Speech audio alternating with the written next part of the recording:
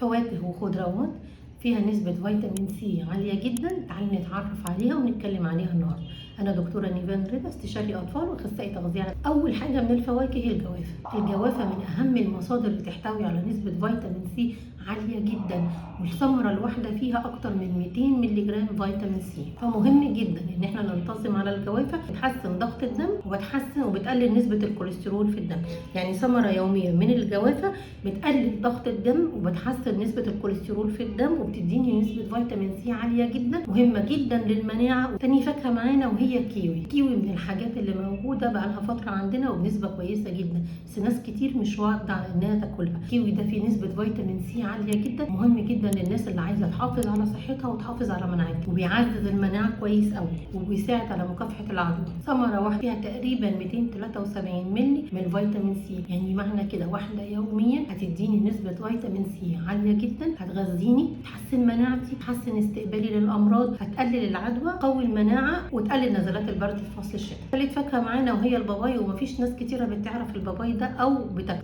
الباباي بيحتوي على نسبة فيتامين سي عالية، في نسبة ألياف عالية جدا، بيحسن المناعة ومغذي جدا. من الحاجات اللي من الفاكهة المهمة جدا نسبة الفيتامين سي، هي نسبة عالية جدا من الفيتامين سي ومغذية. فيها كمان نسبة ألياف عالية قوي، تحتوي على حاجات كتيرة، الكالسيوم والمغنيسيوم والبوتاسيوم، وفيها اوميجا 3. وطبعا احنا عارفين ان الاوميجا مهمة جدا زيها زي الفيتامين سي للمناعة والفصل الشتاء. الفراولة، ودي رابع فاكهة معانا، فيها نسبة فيتامين سي عالية جدا، وفيها نسبة مضادات أكسدة عالية جدا، وحلوة جدا للبشرة وحلوة جدا للمناعة. يعني لو أخدنا نص كوباية يوميا من عصير الفراولة الفريش حلوة جدا، وهتديني نسبة فيتامين سي عالية، ونسبة مضادات أكسدة عالية، ونسبة ألياف عالية جدا. نيجي بقى للبرتقال، ده مصدر نهائي للفيتامين سي وعالي جدا وكل الناس عارفاه. موجود في البرتقانة الواحدة. البرتقال من الحاجات المهمة جدا، وطبعا كل الناس عارفاها، واهم مصدر للفيتامين سي واسهل مصدر موجود عندنا للفيتامين سي. برتقانة واحدة يوميا هتديني نسبة فيتامين سي عالية جدا اللي جسمي محتاجها، والزيادة هتديني نسبة الياف كمان عالية جدا ومغذية جدا، فلازم نحافظ عليها. نيجي بقى لليمون. الليمون برضو مصدر تاني من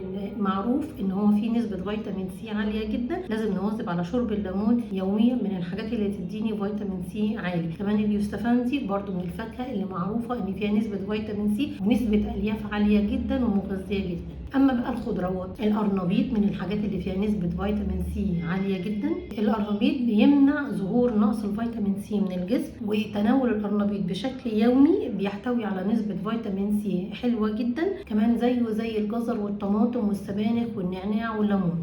هنقول بقى البروكلي اللي هو شبه القرنبيط، فيها معادن وفيها فيتامينز وفيها فيتامين سي.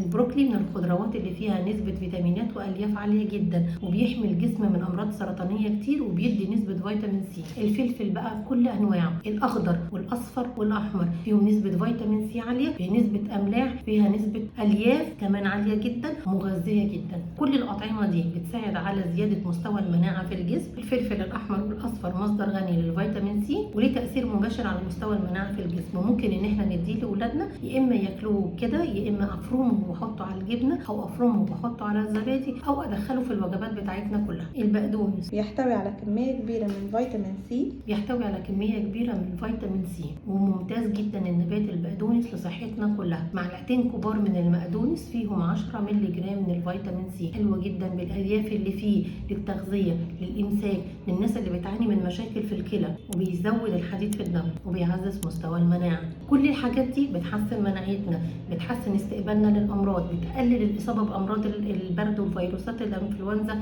اللي موجودة في فترة الشتاء، بتديني بروتين، بتديني ألياف، من الأمراض السرطانية، وبتحمينا من أمراض كتير جدا. لازم نحافظ عليها عشان نحافظ على صحتنا، لازم نتعلم ناكلها عشان نعلم أولادنا ياكلوها ونحافظ على صحتنا.